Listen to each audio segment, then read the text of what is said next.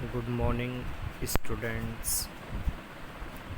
Today we have to solve the numerical problems based on the series and parallel combination of resistance. ठीक है, so three resistors 1 ohm, 2 ohm, 3 ohm are connected in a series. Okay, and what is the total resistance of the combination? So it is a very simple question.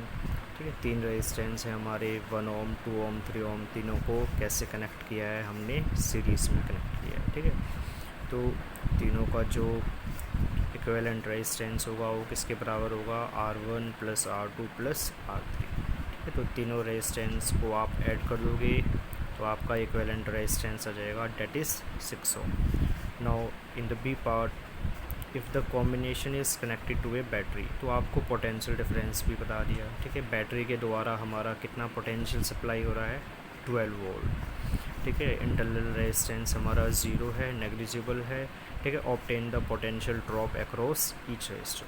ठीक है, तो यानी अब हमें क्या करना है, तीनों रेजिस्टेंस के लिए पोटेंशियल ड्रॉप फाइंड आउट करना है. ठीक है, तो सीरीज़ कॉम्बिनेशन में हमने आपको बताया था कि जो करंट है वो तीनों रेजिस्टेंस में सेम रहेगा, बट तीनों रेजिस्टेंस में पोटेंशियल ड्रॉप आपकी डिफरेंट रहेगी. ठीक है, तो so students, here we have the circuit diagram.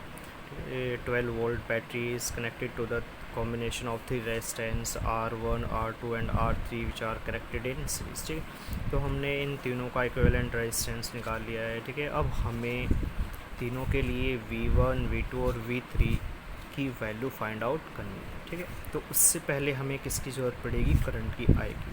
ठीक है, तो सबसे पहले हम क्या करेंगे, टोटल करंट जो बैटरी के द्वारा सप्लाई हो रहा है उसे फाइंड आउट करोगे. ठीक है, तो उसके लिए हम ओम्स लॉ का यूज़ करेंगे. Ohm's law that is V equal to IR. तो यहाँ पर I की वैल्यू कितनी हो जाएगी, I equal to V upon R. ठीक है, पोटेंशियल हमारी 12 है, टोटल रेजिस्टेंस हमारा 6 है, तो करंट कितना आ गया हमारा 2 एम्पियर.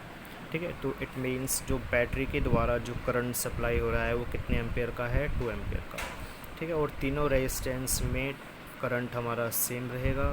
ठीक है, तीनों रेजिस्टेंस से हमारा 2 एम्पियर का करंट ही फ्लो करेगा.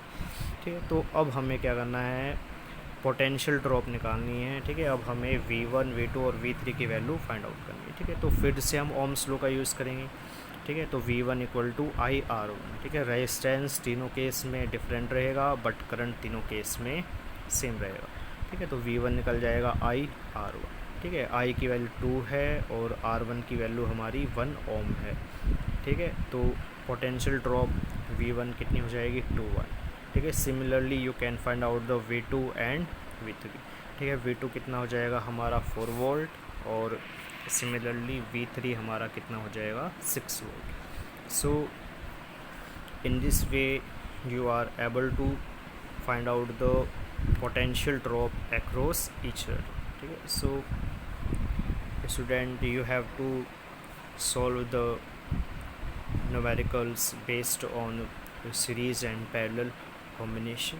ठीक है, so you have to try to solve the unsolved examples given in your textbook, or